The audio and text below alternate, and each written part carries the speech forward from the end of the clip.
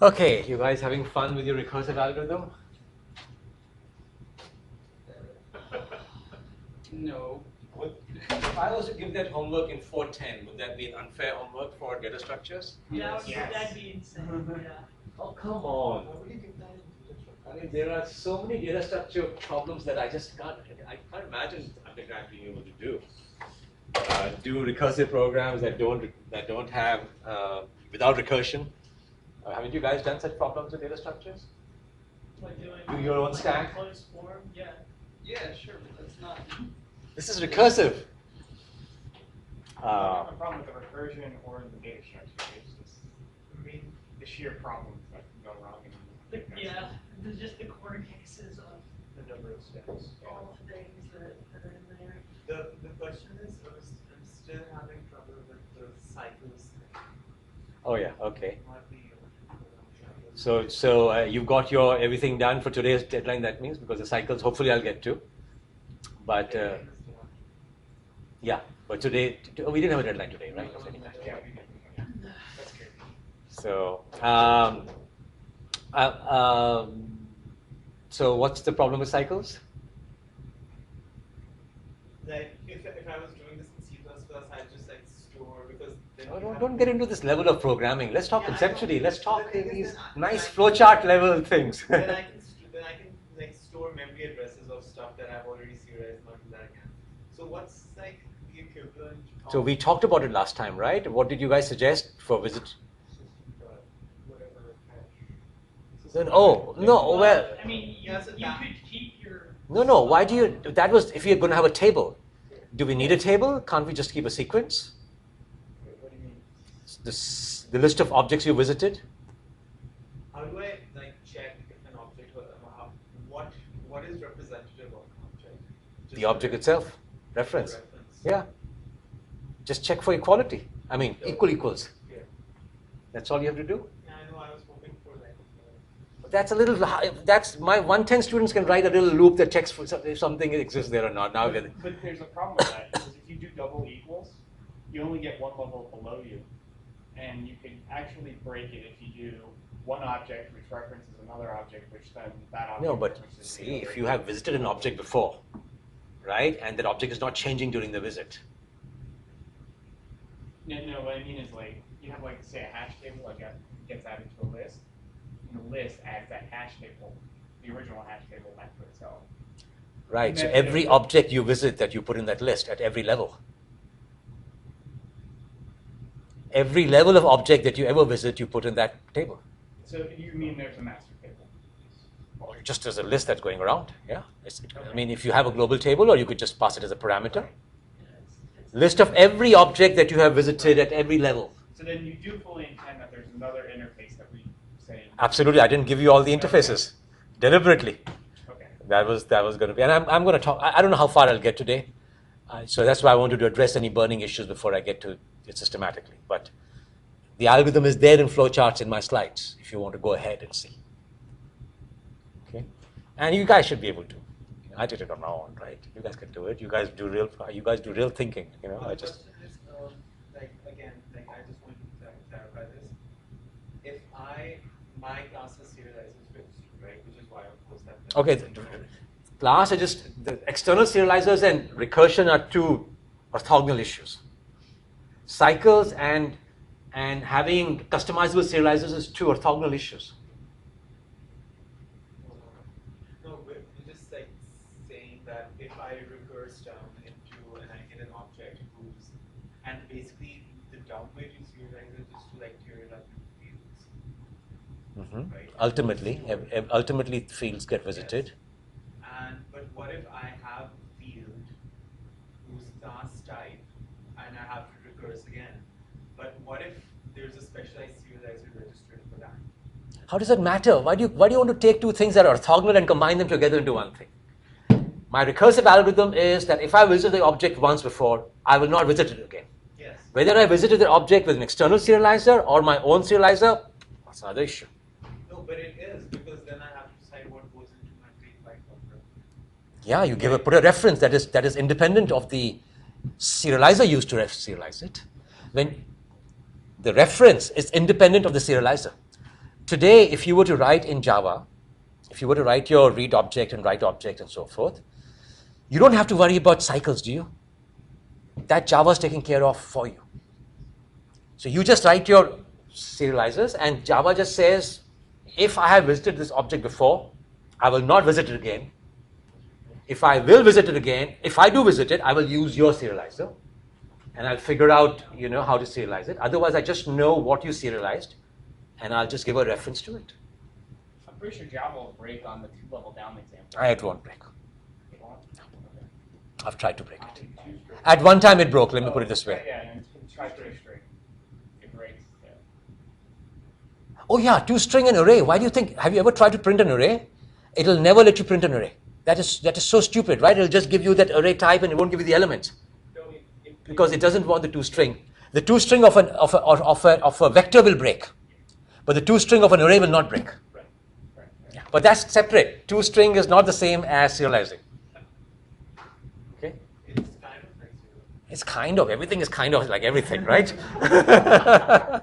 There's nothing new here. Is there a way to, But the point is that the serializer takes great steps to handle cycles, which two-string doesn't.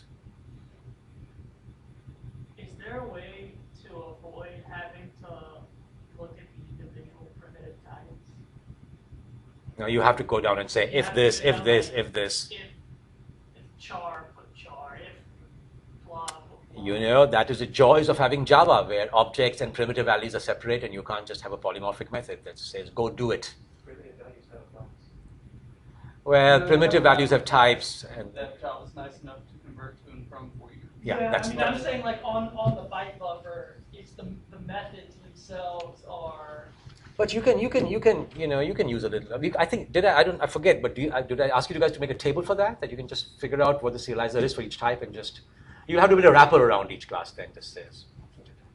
But come on, guys. I mean that's easy I'm code. just saying like it would be nice if there was just a put, and then they had overloads for capital I integer, capital L long, capital E. And the thing is, when you start doing things like this, I always think that language design and language teaching are totally related to each other. Because when you understand a language, you say, this could have been different.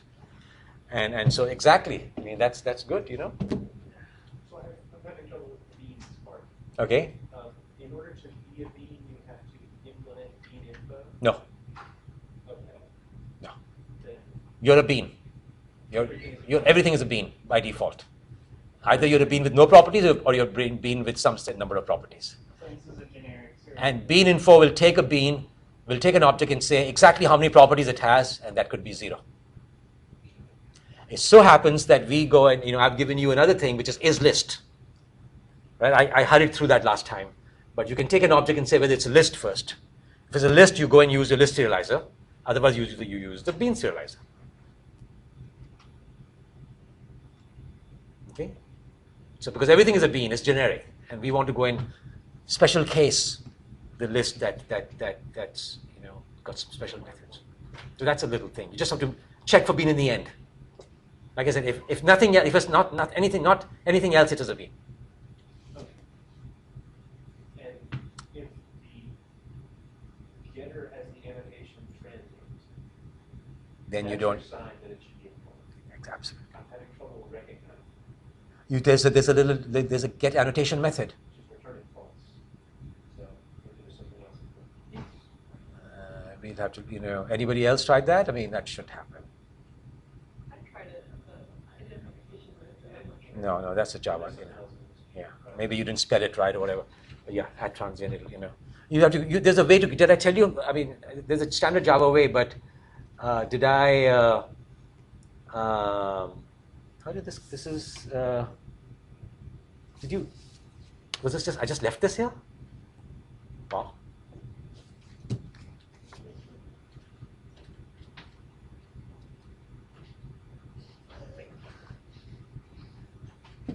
Okay.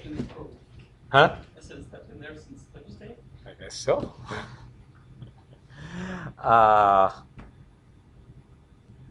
So yeah, there's a way to get annotations. Okay. Other things? Okay, What so if it's not an end? It's like, what if the transient is on the field, not on the. We ignore fields. You're doing. I saw your code and you were serializing fields, but we're not supposed to do that here. But if you got That that. was my original interpretation of the problem. So Oh, okay. But keep that code around. That's good. You can add that. I can add that as I'm an gonna add that. add that as an alternative serializer. That's the joy of things. Otherwise, you don't have to look at fields. It's all properties. We're not supposed to do that. Well, if you read the assignment, Why? Because you're playing fields. Yeah. what? I said properties. I don't say fields anywhere. Well, you're stepping into Doesn't your make reflection when you're saying class and huh? class name, so I kind of made a connection. Oh, mine as well. Just use fields as well. So We have to serialize only fields, or only properties. Yeah. There's a bean serializer. Did I ask you guys to serialize fields? I don't think I did. I thought it was easier than doing the bean and the stuff names. No, but I want you guys to do beans. Well, I did that. Yeah. So then just add an alternative serializer. Keep that around. That's good. You've got a second way of doing things. Compare, for you guys doing this, put this extra credit, compare the performance of the field serializer with the property serializer and see how it's like. What is the purpose of the different serializers? Yes. Well, maybe if I can carry my lecture a little deep into it. Yours is not to question why right now. That was going to be my question in the final exam, in the last exam. But I don't understand what, could Very long time ago when I was suggesting doing Java serializer, Arma serializer, you were saying, no, you shouldn't do it this way. You should do it the way you're doing it now, okay? And now that you're doing it this way, I thought I'm the one. Whatever you say, I say the opposite. But you are even more than me. I just don't see what a custom serializer for integer or. No, we're not doing it for integer. No. I mean, that's not. You're just doing What it. is all the stuff in the assignment that's like integer.class register serializer? Oh, that's just to keep your code organized. Oh, that's to keep your code organized. Yeah, that was the thing. To reduce these if then else's. Just Okay. use a table lookup. But if we've got just a big if statement, No, I asked- our recursion thing. Whatever I've asked, do it, guys. Okay, we'll figure out later whether it makes sense or not. Okay, so I'm thinking it might, and okay, so you want to? Let me ask you, what is the purpose of giving you a choice for integer serializer? Come on, you guys have so much imagination. Well, you can swap out implementations of flows. And in practice, would there be something useful to do there? In practice, I mean, yes, in theory I can do it. In practice, would it be useful? I mean, yeah. Sorry? Well, that's external representation, but supposing I'm debugging and supposing I'm not debugging, supposing I'm sending on the web, I'm not sending on the web. When you send on the web and you want to debug, what do you want? What kind of serialization do you want? Or you don't want binary, you want textual. Okay, so here I can just go and swap out and say my integer serializer just writes toString. As he said, serializing and toString are separate, and I send a string or I send. So why would you ever? I mean, you guys are going to take my serializer, replace it with your serializer. It'll all work without you knowing anything about the system, how the system works. Isn't that beautiful? Why can't you do things beautiful in your thing also, that you replace your serializer with another It serializer? just seems that granularity, like to say, all right, well. It seems, but I just give you an example. Fight that example. I want to go and send text or binary. You would want just the integers to be one way and everything else to be another? No, but integer serializer, no, I'm saying I will have a factory that goes and changes all my integer and my double serializer to the textual ones or the binary ones. I'm not going to have one code that does an if. Why would I have if in the world of object-oriented programming and tables? Why would you have ifs that are so ugly? It just seems like you would either want to serialize into a byte array or into JSON or into XML. Yeah. Not say, all right, I'm going to serialize all my integers into a byte array format and then everything else into a JSON format. So you have a factory then to set these serializers. But I might be debugging only integers. Or you just have a factory. And there's more than one way to do externalization, I mean, to do. The thing is that if I didn't have it, I don't want your ifs, right? Yeah, I mean, So you just told me. You started off by saying, I don't want all these ifs. Now I tell you, do a table lookup. You say, I don't want to do a table lookup. Here's more data. Okay, let's continue. So this is our algorithm so far, okay? And this tells you the sort of, the framework that we're using. Okay, it gives you some of the recursive steps, if you will. And we went and addressed the component part. That what does all component mean? Okay, and last time I tried to make it very clear. There's physical components and logical components. Okay, we've seen this before also. Your serializer is looking at logical components. Okay, whereas the Java serializer looks at physical components. Okay, so now I'm going to ask Rob the question: why do logical components when we can do physical components?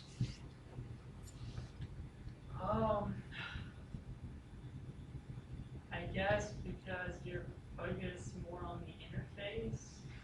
And why focus on the interface? Firstly, I needed to give you guys a project, right? So remember, I just needed you to do something different. So that's one reason I gave you that assignment, because we already have a physical serializer. That may be one reason, but more practically speaking. I guess if you wanted to, I mean, just from the assignment, if you wanted to take an array list and then deserialize it as a linked list, then you can do that. Okay. How about efficiency? Take the same example. You would require less code, not less code, but your implementation would be less bulky, and you could cover more bases. Your implementation. You might not need all of the stuff that's contained in the physical representation of it on one machine on the other one. So say I've got my array list over here, I want a linked list over there. I don't need all of the baggage that comes with an array list over here. I just need the components of it, so I just serialize out the components of it. Put a nice little header. It says interpret this as some generic list thing. And when I deserialize it, I get those components, and I can choose to arrange them however I want. Okay, so just from efficiency point of view, and long time ago when I was showing you that in Java, array list goes and overrides the serialization, so that it could, because, so what you had to do, because you had physical serialization, physical structure, it did not work for array list, so it overrode, it wrote extra code because of that reason. And at that point, Rob said, why are you doing this? Why don't you just use a bean serializer? Or, he was talking about some extra XML-based serializer. And guess what they were? They were doing exactly logical structures at that point. So you were the one who you mentioned. I probably have a recording of it. Yeah, I mean, I'm saying like something like, Yes. or something, but. Okay, so performance, flexibility. You might want to convert that into an array list, and maybe array list to vector is not such a good example. But what if I want to take an object and read it as XML or a JSON? Just read it as a tree. Okay. Now we don't even have two equal structures here, equal types here. We want to go and literally go from one logical representation into another representation that is independent of the type. So I just want to go and write something as an XML file on disk maybe, or pass it between C# and Java. Okay, we can't. The more heterogeneous you get, the more logical you have to get, and you don't want to be too physical in that. Okay, so the reason I did it that way is many reasons. One of them was I really needed to give you guys a separate project, right? I don't want you to re-implement Java serialization because just do something different. And I can argue that we should do it. And in fact, today, you guys are not going to use RMI if you're going to really build distributed computing. You're going to use web services. Okay? And web services are all based on logical structure and bean and so forth. So it's not as if this is not practical. In fact, Java RMI is not practical, even though it's efficient. And you guys can be both efficient and practical. You can do binary, or you can do textual. Okay? And do this. Okay? So comparison, and the advantage of doing physical is that you can always do it. There's no bean pattern to worry about. There's no list pattern to worry about. There's no, I mean, list pattern is not standard anyway. That's something we invented. There is, what if something doesn't follow any of these patterns? Now, I think there are not many objects that can't be supported with logical structure, but the fact is that most of these XML-like serializers are incomplete. You can serialize some type. Because they don't have this list pattern built into them, they say, okay, we'll do bean serialization, because that's standard. And now we'll let you write your external serializers for lists. Okay? And what we've done, which means there's more work. But that's something you got to do also in physical case, because we don't want to pass the whole list. And what you guys have got is a nice list pattern that you can use for many kinds of objects. Okay? You can have a pattern for C#. You can have the same pattern in C#. You can have the pattern in Java, and you can conceivably go through XML and create from one kind of list to another kind of list. Okay? Which is a lot of what web services is about. Okay? So the advantage of physical is that you can always. The advantage of logical is that in general, physical state is larger than exported state. Okay. What you end up doing, and I'm just going. By the way, I'm throwing many of our old slides from previous decks in here, because when you study for your next exam, this is all part of it. Okay. Because I can't not reference to them. So I have to reference them. So what we did was we wrote our own write object and read objects simply because physical serialization was not working for us. And then there's heterogeneity, that different physical structures can imply the same logical structure. And different logical structures can also have the same physical structure. Okay, that's also possible, right? This one structure, another structure. But we never want to serialize between two structures that are not logically the same. Okay? So we want these to be semantically equivalent to at the other side. And the more logical you get, the more chance there is that you're semantically correct. Okay? So if you have two objects, both of which have got an int variable in them, they may be semantically entirely different objects. So we don't, the heterogeneity is an issue. So, and we've seen how we can get such a heterogeneity even within the same language. This is even more important when you go to multiple languages, that you can say a register serialized class, deserialized class, and you can go from one to the other, right? Which is good. So this picture summarizes these things, that we have an int tree, we have another int tree, and one's got an int array, the other's got an array list, and these things you could never serialize between, but because they have the same logical structure, I can serialize one to the other. Okay? And when I serialize, I can only serialize the elements that are there rather than the whole array or the whole array list. Okay? So that's the advantage of logical serialization. Okay? Questions?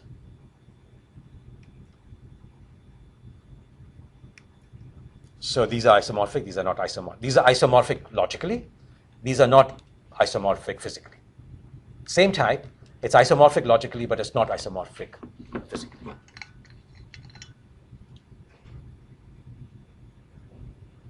Rob, you thinking? Fine? Yeah, I mean, I see it. Okay, good. So you can deserialize it into instance of another class based on some mapping. And we get. Okay, now let's look at the real world. Mesa, Cedar, Ada. I say they both do both physical structure and logical structure. What is it about these three languages that's different from Java and Python?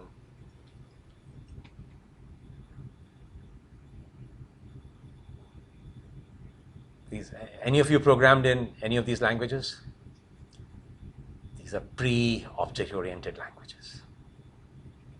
Okay, and what's an object versus a non-object?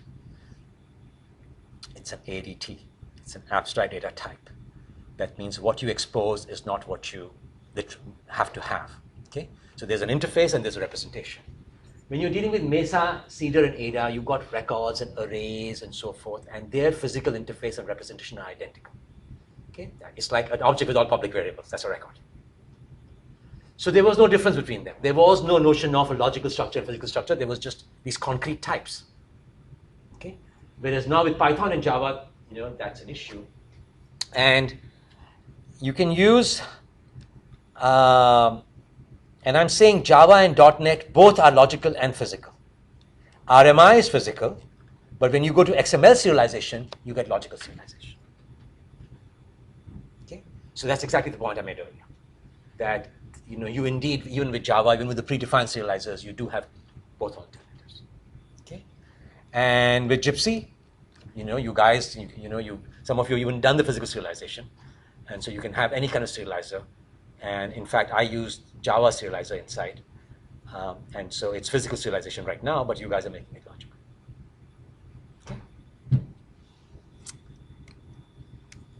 Okay. So in strongly typed conventional languages, logical equals physical structure, and performance problems addressed by extensibility. So the way they have addressed the problems of performance in physical structures is that they've provided an extensible framework which you're required to use to get efficiency.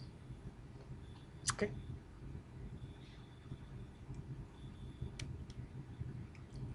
And heterogeneity issues are done by having a separate kind of serializer, which is this XML serializers that you have. Okay, which basically take your XML is a hierarchical tree structure. They just serialize your object into that kind of structure.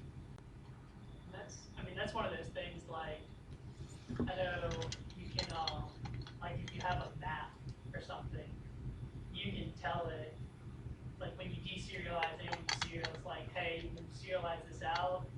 Just like use the map interface when you say it, or you can say no. Tell whom Java, C#, whom? The Jaxby stuff, which is like a Java library. Okay. But even in Java, map I'm sure has overrides a serializer. I'm sure it has a read object and write object. So it's doing logical inside. The physical serializer is the default serializer. RMI tells us that you can write your own serializers also, and they can be anything. And I'm sure the map one is a logical one, right? It'll go and only send things that have been stored. Yeah, I know. Like you can change the representations. Like if somebody on company A is sending out an XML and it's like, oh, this is just a map of something, you can read it in as whatever kind of map. You just tell the system like, hey, when you deserialize this, use this kind of map instead of that kind. And that would be done through an extendable mechanism like the ones we're talking about, right? Use this deserializer. Okay. Now let's look into this part here. So we've understood what for all component means. We've seen that the components could be physical or logical. We've seen the trade-offs. Okay. What is this header that we write for each component?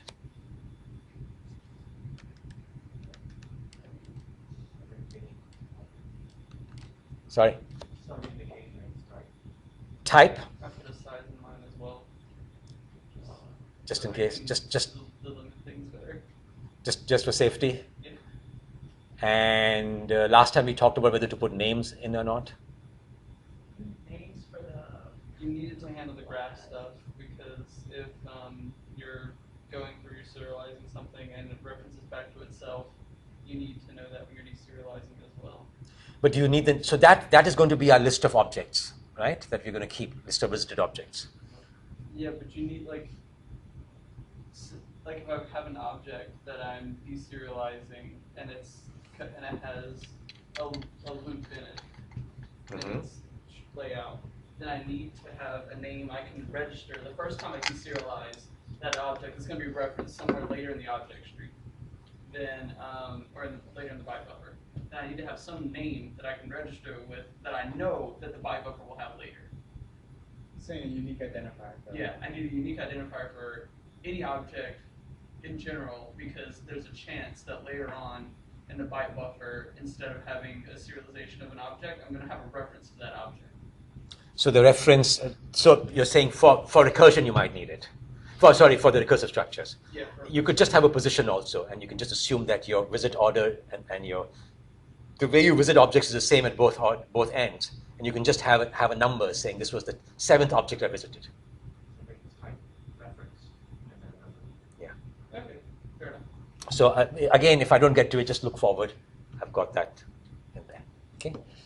So what about, again, do we need the property names at the other end just to make sure that we could, I mean, can we just assume an order among the property names? We talked about it last time. If you assume it, you don't need it. We can assume that, if you're within the same machine, the same order, or you can sort them alphabetically. Okay, the problem occurs again if you're serializing into, if the type exists at the other end, then you have this information. What if you don't have the type? What if you're going to just serialize into an XML object? Then you need the property names. Okay, and if you're going to do some, there's something, if you're going to do some kind of class evolution. So supposing I serialized an object, and then I change the class of the object. Oh, I cannot tell you how many papers have been written on this subject. This is a real problem. It is, so I had a class, I had fields in it, I wrote it to a file. A year later, a week later, the class has changed, and I want to go and read back that class. That's why you have serializing. Which will just tell me that something went wrong. Right. I don't want that. I want something to. So you want You No. serialize a copy of the serializer. I want to get something meaningful back. This is- No. But tell me, I think at that point you got to do a data migration. really, guys, this is a real problem. And what do you What think if is? decide to change the Yeah, property name? What Like, restrictions can you place on the changes? like you So in theory, misspelled the property in theory, we have the halting problem. In practice, we write grading programs. Okay, so let's just be realistic here. What are you going to be doing when you change classes? What is typically things you're going to be doing? Usually you'll add Fields. things rather than take them. You may also delete them. But Okay. Yes, you can replace fields. At that point, you can even give a little table saying that this field got changed into this field. I mean, if you really want to salvage old data, try to run your old records, vinyl records. You sometimes have important stuff that no longer runs. I mean, it's not such a. This is object evolution is a bona fide and practical research topic. Well, couldn't you just write the field name and the type of that field? And That's what I'm do saying. this? So I'm just saying that if you're going to do evolution, then again, I'm just giving arguments for having field names written also. I didn't do it in my serializer, okay? But I'm just saying, let us think about why people might want to do that. People might want to do it for safety. Just he's sending the size field just in case, just in case something else goes wrong, at least he can do a sanity check. You send a property name there just for a sanity check, just to make sure that what you're reading, what you're expecting is what you get. But more important, if you're doing evolution, then you might want to do it. Okay? Otherwise, you don't need to do it. So the minimum thing is a class name. I don't know about that too. The minimum thing is nothing actually. So do you always have to send a type name also here? I don't send a formal one for a null. I just say this is null. Okay, but you have to always send a type name here? Why do we need type names? I realize for the top level object I need to send the type name. Okay? I need to do a class.newInstance.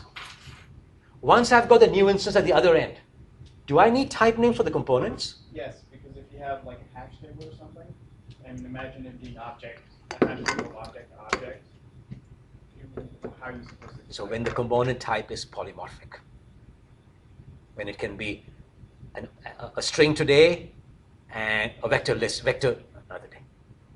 If otherwise, in the good old days before object-oriented languages, Mesa, etc., they didn't need all this stuff. Okay? They would just send the top-level name, and after that, everything else was derived, except the values. It's in today's world that we need this kind of stuff. Okay? So what I'm trying to teach you here is not how to do the perfect serializer. We don't even know. I'm just saying, given this kind of constraints and these requirements, what is the design space of serializers we get? That is my point in what I'm describing, and how to implement it. Okay? Object hash map will work. No, but when you serialize the keys. When you serialize, you don't know what the values are, right? So I don't know whether that was a string or what. So how do I read it back? How long can you? It's not strongly typed. It's strongly typed. Sorry, we'll get to strong typing later. It's polymorphic type. It won't give you runtime errors I mean, if you have a hash table of unless you do string, casting. boolean, integer, capital I, then if Well, no, you, we're saying if you don't send the object type on, then you're forced to at the other end create a hash map of type object, or like hash map object object, which will happily accept anything you throw into it. but you don't even know what to give it there. Exactly. You can't give it a value because you don't know how to read the input. Right, exactly. You can't figure out what object to create because the names is a different size and say. Okay, so we could send no component name. Okay, like I can just send the weight and height. And so basically my composite serialization could just be my value serializations. And that is how we did it in classic languages, you know. But it works for unnamed components. So if you have lists and arrays, I mean, they, you know, it works for them, okay? Because they're undistinguished components. Works when order of name fields can be somehow fixed. Okay, same language in compiler, or you use some alphabetical sorting, and you're doing full deserialization. Okay, you're not saying, okay, I'm going to deserialize only the fields I know about, okay, and the destination type is known. Okay, so when all these constraints are given, yes, this can work actually. Okay, but Does it need to be a delimiter between fields? no, because I know at the other end what the type is. I've got a record called employee. And I know the first field is name and the second field is salary. I know from the schema type that. Think about schema types. Why do we build schemas? We build schemas to describe data. Why should the data duplicate schema information? I know at the other end what the type is. So I could just derive all this stuff. I've got a symbol table here, I've got a symbol table there, You can derive the number, but you can't derive the size. So you say, okay, I'm going to serialize the next 3 objects because I know that this particular type has 3 properties. But And then I'm just going to set I mean, call what if, setters for each if one of they're those. of different types, then Yeah. So I mean, you would need to know like, this is a string of length, whatever. yeah. When you have polymorphic fields, you know, sorry, when you are of, no. So I'm saying you can just send the values. Right. Okay, so there's a question of when you can send value. I guess what I'm really, Yeah, I'm saying like, if you have a collection of 3 objects, that string could be as long as you want. So when you do byte buffer dot yeah. get, you know, like you have to say like, okay, how much do we want to pull out to interpret as the string, and then something needs to, we need to know that somehow or something. Yeah. When you have lists, list sequences of any kind, you have to put a size before that. Okay, this is about static properties, not dynamic properties. I'm implicitly saying that. But yeah, when you have an array, you have to go and first say so many elements. When you have a string, you have to first say how many characters you have. Absolutely. Okay, sending component names. So then you would be sending name serialization and value serialization. Okay, and supports heterogeneous platform. Supports just. Can you have 2 names, two components with the same name? By the way.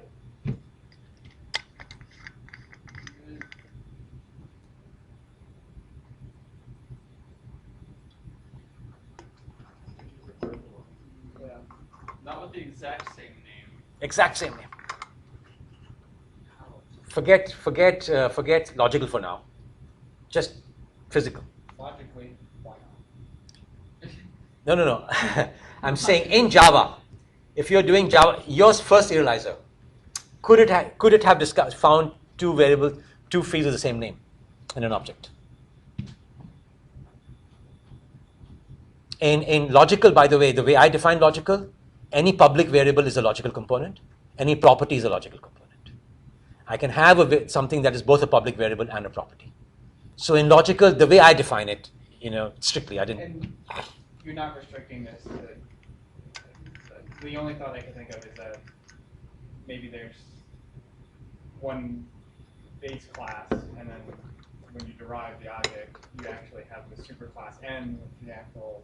Like, So you have the same name in both the superclass and the subclass. You know, I really don't know what Gosling was thinking when he allowed that to happen. That just kills you so many times. One of my 401 students. You can have person, get age, Okay. but it's not overriding. No. There's physical and logical, right? Let's go to physical first. In physical, I can have in BMI spreadsheet weight and height. In extended BMI spreadsheet, I can add another weight. Okay, I'm trying to give you an algorithm that is got orthogonal issues, logical versus physical, representation of this kind versus that kind. They're all orthogonal issues. At least I'm trying to make them so. Okay? So with physical, I can certainly do that. Okay? And in logical case, it's harder to do so, unless I redefine logical the way I really do it, is that any public variable is a logical component, and any property is a logical component. So you can have the public field student.age, and then so you would have person.getAge and student.getAge on the same. So now, given that fields can be duplicated, how would you go and serialize? How do you handle this case? Throw an exception. No, come on, this is allowed. Somehow order things around. Okay, and Java, so you basically say, look, these are my fields from this class, these are the fields from this class. That's how Java does it, by the way. I think it does it. Okay, so for every class in the hierarchy, it goes and sends a separate sequence of fields. Or you could order all of them in some way and assume that, the height of the superclass comes before the height of the. I just wanted to indicate that this is an issue. Okay. So you can have class T1 serialization, class T1 declared components. So you send the class name and so forth. So that's one way to do things, which will allow this to be recreated as an XML structure and so forth. Okay, so we have a handle on the handle component header. Okay. Sorry. We don't quite have it. So the question is, should we send the type name or not send the type name? So when we have polymorphic things, it could be hello and a new BMI spreadsheet. I need to go and send the type name. Okay, so I'll say string.class hello, BMI spreadsheet.class, and I'll send this particular object. Okay, so and this is something you guys are doing implicitly, but this is why you're doing it. Okay, so we're sort of recursively descending into this representation here now. Wouldn't you need some kind of like delimiter byte there to know where?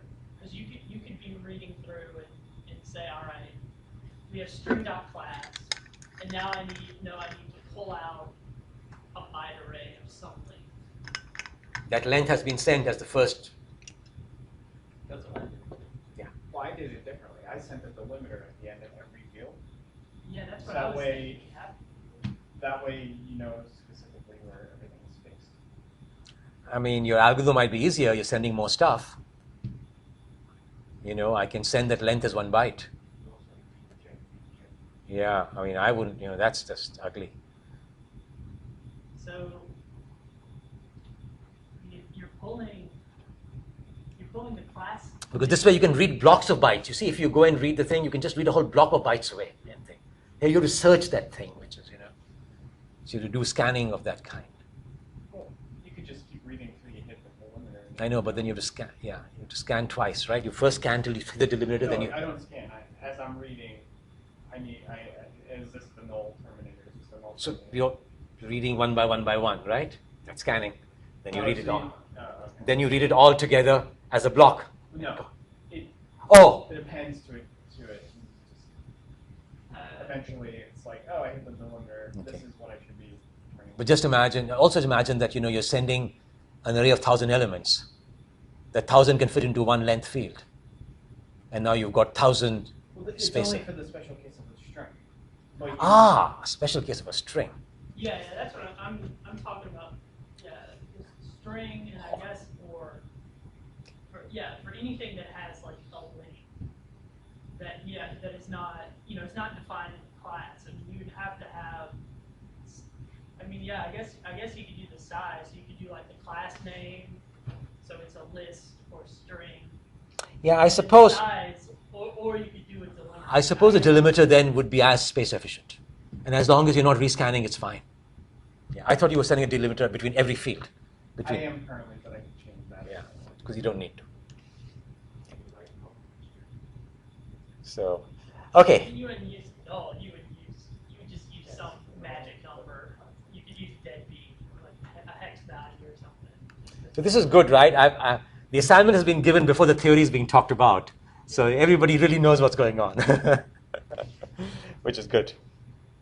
Your definition of good and my definition of bad are surprisingly. Why? Did you really have to be taught this stuff? I mean, it would have been nice to have thought about it before. I know, but didn't you think? I mean, on your own and in class?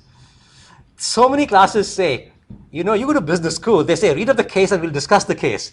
The whole idea of inverted classrooms. I completely agree that the order that we did it has Some made me advantage. better able to participate vocally in this portion of the class. However, when you give an assignment that's this involved and that we have to start doing a lot of work before the actual due date, and we've gotten halfway through coding only to find out that it's horrible and That's not, we need to start over again. No, I don't say start over. I would not recommend starting over again.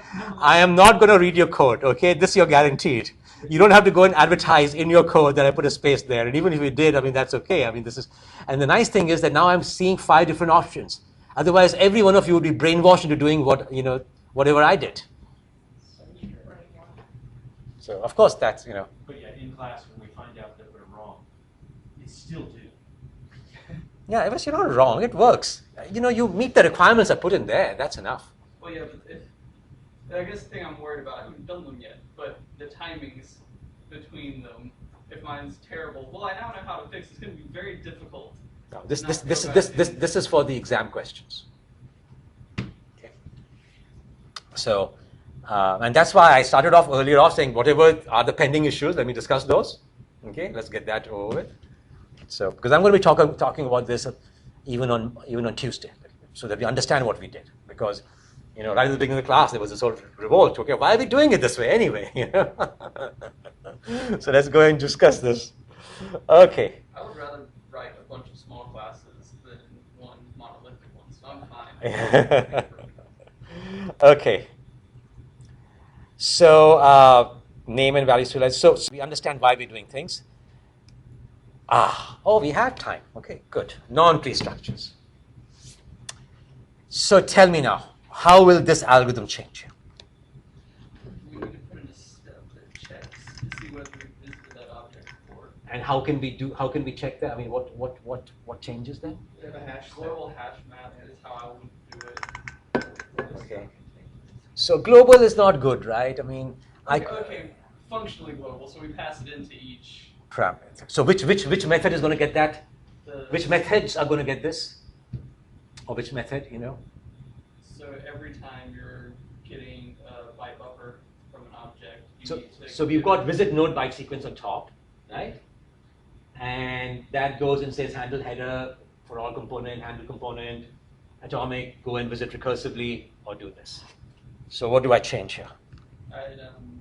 Top Level? Yeah, so top level. Well, Okay. you can put it to visit, right? Yeah, so this is the same visit. These are the same visits. Oh, okay, yeah, in there. So we go and just have a little hash map or just a sequence is okay? Sequence is okay. Yeah, it should be. Okay. That's why you might want to. So I just have a list of visited nodes. I was just worried if it got big, the hash map would be better performance. It's just a pointer you're passing, right? And it's got this list, and you're saying search wise. Yeah. If it has a million. But then I have to what will your key be in the hash map? The reference code you send along. The object dot identity. Hashcode, identity hashcode. Hashcode. Yeah. It's exactly what I use. Okay, yeah, you can do that. Because everything has that, and you can even wrap an integer if you really wanted to, you would. And then how are you addressing these objects? So fine, you figured out that it's repeated. Okay, somehow you figured out that you visited this before. What are you going to put for the reference? The identity hashcode itself. Well, see. So then you're going to search through the whole thing every time you go, and you're going to how are you going to find that identity hash code in this? So supposing I'm deserializing. Yes. First time I get the object, so I store it. Every object has a reference code that I gotta send along with it. And so now the first time you encounter it, you read the reference code, oh, I haven't seen this. reference code, put it in my map with the object I deserialized. Oh, you'll send the reference code with every object? Ooh, I don't know.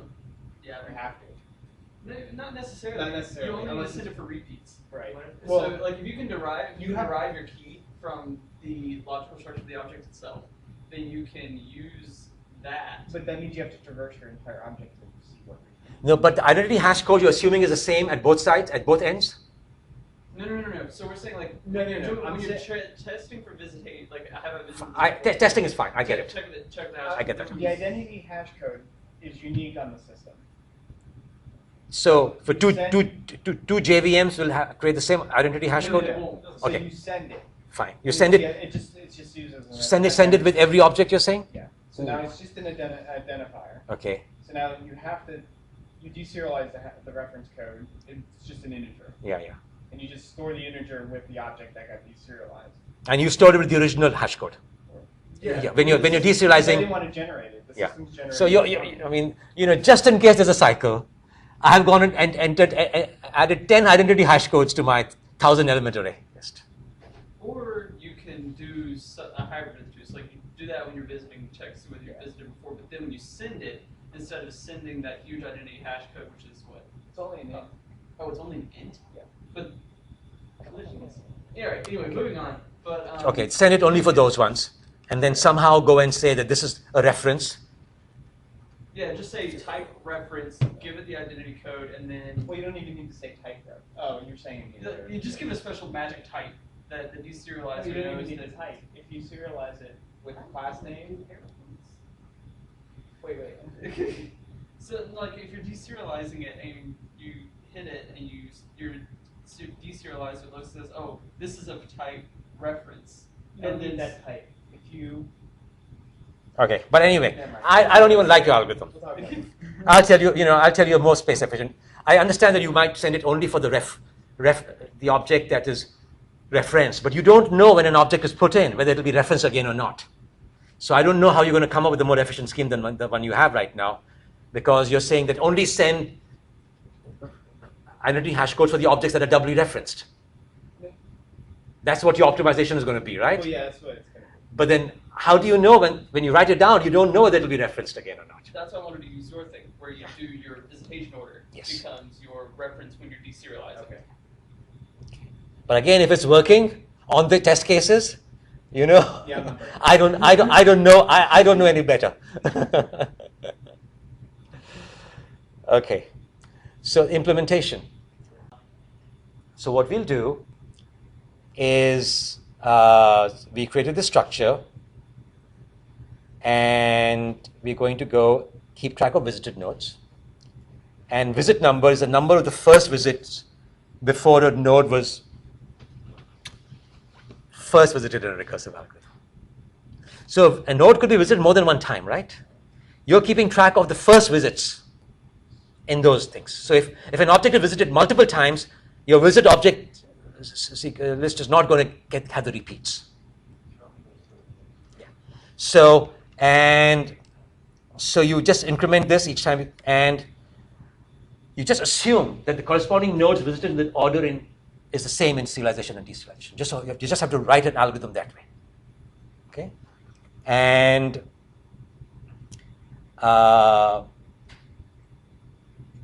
whenever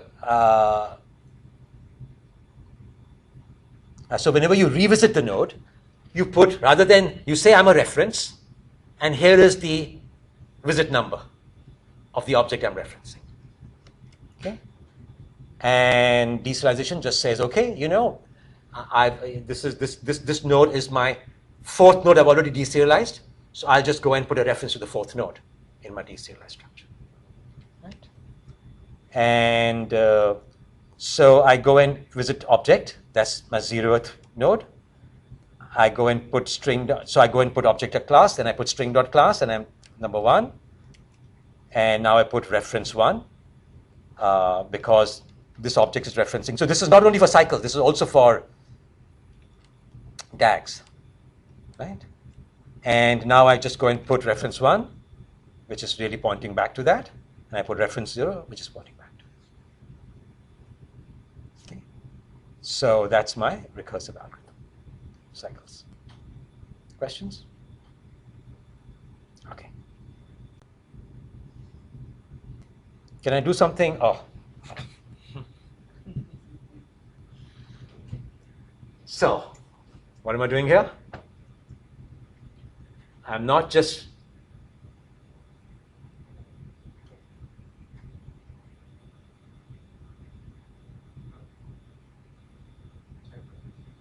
Does that happen a lot?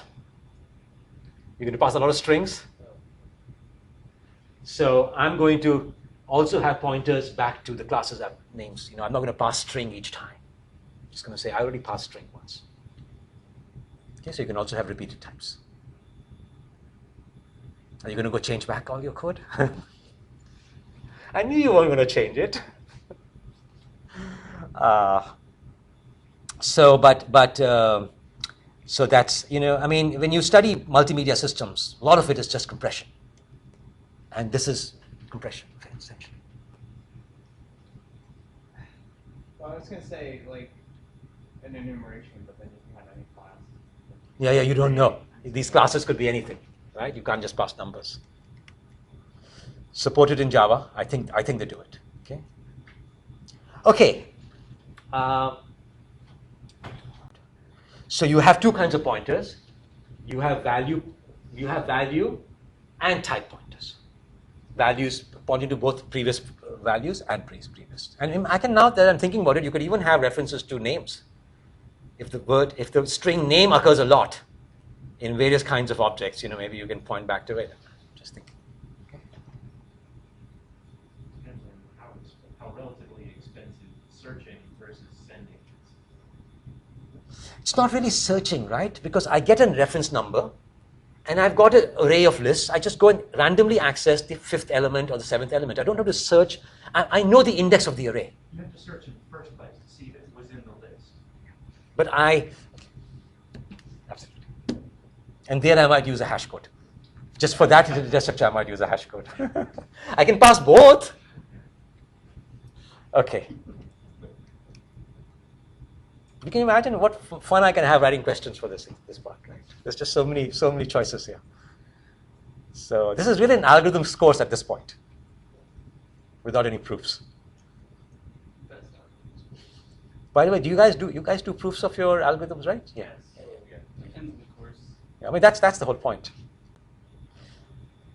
Okay. So what if all elements of a sequence happen to be a string? Sure, it's an object array, but I've put only strings in it. Could you do better than having? So what I would do is pass the string class in the first element and then have references in all the other elements back to that. Can I do better than that? What can I do? The number of strings. And just say it's all strings. Just say that it's all string. And you C# guys, have you seen anything like this? I don't know. Who all you're C# also? I don't know what like You can do. C# to C# format is. I don't see it. There's some kind of directive. I don't know how C# does that. But you can somewhere go and say, I guarantee you that all elements of this particular type are of this type and not its subtype. Okay? That they're all guaranteed to be of this type. And when you say that, it'll just go and pass that type and all the elements. And you can imagine that in practice, this is going to be real win, especially when you're sending text, over HTML connections. You really, really care about this. Okay. Okay. So I must have read up somewhere or seen it somewhere. It's supported in .NET XML serialization. Yeah, I was looking at the XML content of these things. Yeah, I was wondering what is this thing, and I went and figured out that this is what's happening. I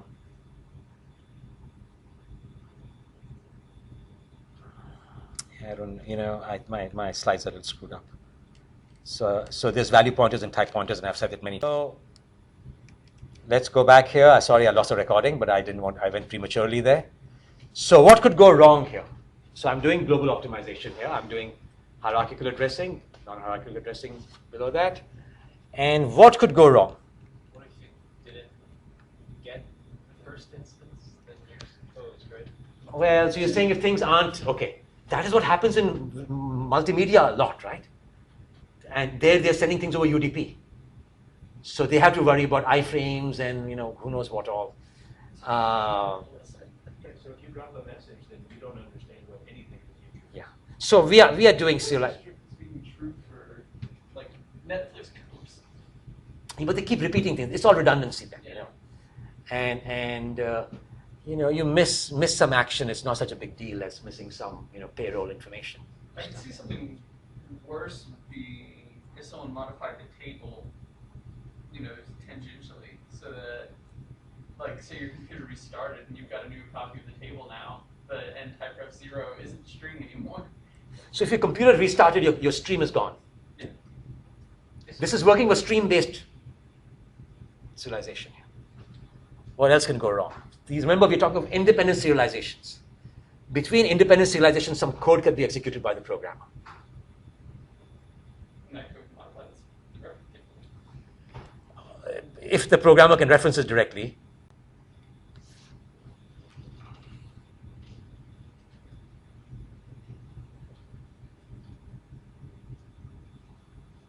I send object 0, I then change object 0. I wrote it again. Oh, this is supposed to be the same thing. The ones in the boxes. So- Just write objects. And then it goes, Like you wanted an Yeah. S at the end of. yeah. Right object, Okay. not the S is spurious. Right. So are you sending a reference to the first object? Oh. Try it out. I think I've written this code and I probably ran it. Well, I don't know. It doesn't compile. But I believe it works. What do you mean about works? I mean, I believe it doesn't work. That depends on how you check reference, though. What you're going to do, you're going to see, you're going to keep your table. Now it's going to be a global table. Now it's not going to be a parameter. It's a stream-based table. And you're going to say, I've already sent this object before. The other guy knows it. So I'll just send a reference to what he got earlier, except that the object is now pointed to something else. So you check for equality rather than memory reference. So if you assuming equality works properly, yeah. But I believe this failed on Java. This ran on Java. It works, meaning it compiles. Right. And it fails as expected. Right. Couldn't you just, but you edited it, right? Does the serializer know that? The serializer is a separate object. I mean, like, isn't it possible that it could? So you could tell it. What would you do it? You would tell it to reset. That's like event or something. You could just reset it. Okay? And I tried to use reset, and my problems didn't go away. So I don't know what reset really does. But What stream were you using? sorry? What stream were you using? There's the object output stream, right? Yeah, reset just takes your. On that stream is a reset method.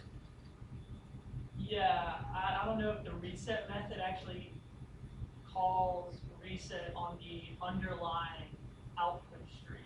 That doesn't matter. I want it to reset. I want it to reset. Reset its cache. And I must have seen somewhere, because I use this word. Yeah, I don't think that it resets all the cache. If I say it, I must have seen it in Java doc. Okay? Or maybe not. I mean, I'm too lazy to do these things sometimes. But I think it's supposed to do that. Okay? Yeah, you can check, please. So, but anyway, we are getting into interesting problem. I mean, this is where things. Now we're talking about boundary cases. Okay, we weren't talking about boundary cases in the algorithm I gave you guys. I just said make it work for these two examples. Okay. This seems very orthogonal, but let's look into this. So when I'm multicasting the same message to different destinations, I'm multicasting. That means I've got a bunch of connected sites. I'm a relayer. I get a message from you and I send it to everybody else. I get a message from them. I send it to the other people. So often I'm getting things that I need to serialize and send. Can you see a choice to be made here when I'm multicasting? Well, you don't want to. Now your table thing can possibly get messed up because not everyone will have the same set of messages. So the first question is, do I have a separate serializer for each stream? with its own cache, or do I have, and the advantage of this is that that's what you could do, but the disadvantage is that serialization is expensive, and I've got to serialize now for n sites. And I was obsessed with not doing this. Even though today, when you guys build your relayer and use RMI, that is exactly what's happening. Okay? But because I have multicast built into my primitives, okay, I have a send to others, which you're not using. Okay? But that's something that's in Gypsy. I wanted to serialize once. Okay? Which to do this. And now you're telling me